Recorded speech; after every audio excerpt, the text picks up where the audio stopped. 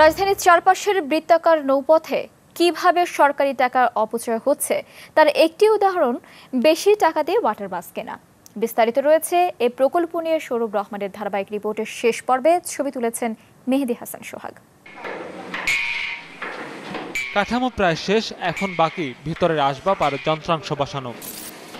চলছে টুকটাক ঝালাইয়ের কাজও। মাস দুয়েকের মধ্যেই এসব নৌযানি নামবে বুড়িগঙ্গায়। বিআইডব্লিউটিসির জন্য এই 6টি ওয়াটার বাস তৈরি করছে হাই স্পিড শিপবিল্ডিং 5 কোটি 20 লাখ টাকা চুক্তিতে, অর্থাৎ প্রতিটির দাম 86 লাখের কিছু বেশি। কিন্তু নৌ স্থপতিদের হিসেবে এমন এক একটি জাহাজের দাম হওয়া উচিত বড় জোর 75 লাখ।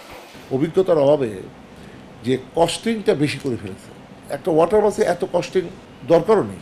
নেভাল আর্কিটেক্ট যারা, সেই নেভাল আর্কিটেক্টদের এগুলো দেখার কথা, তারা হয়তো সঠিকভাবে আমাদেরকে তখন এই বিষয়টাকে দিতে পারে নাই, বা যেটা বলা হয়েছিল সেটা হয়তো তারা মানে নিজেরা উপলব্ধিও করতে পারে নাই। সেবা ভিত্তিতে আমরা এটা নিয়েছি কাজ, নট যে আমরা এখান থেকে আমরা কিছু পাবো ওই আশা করে আমরা নেই।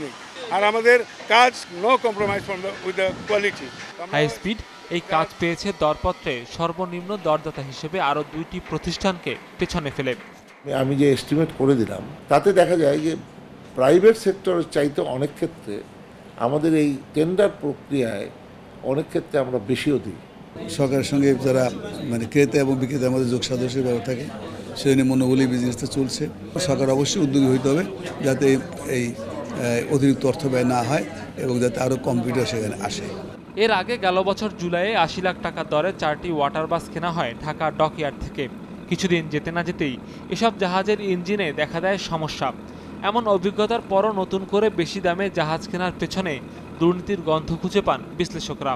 সরকারিভাবে অর্থায়নের ক্ষেত্রে শুধু দেখি আগ্রহটা প্রকিউরমেন্ট পর্যন্ত, তারপরে সিস্টেমটা চলার জন্য যেই কন্টিনিউয়াস ধারাবাহিকভাবে চিন্তাভাবনা করা, এটার সমস্যাগুলি আইডেন্টিফাই করা, ওখানে আর লোক পাওয়া যায় না। প্রকিউরমেন্ট শেষ, সব ধ্যান ধারণা শেষ।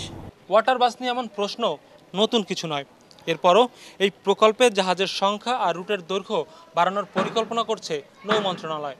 হোক না তাতে জনগণের করের টাকার আরও অপচয়। সৌরভ রহমান, মাছরাঙা সংবাদ, ঢাকা।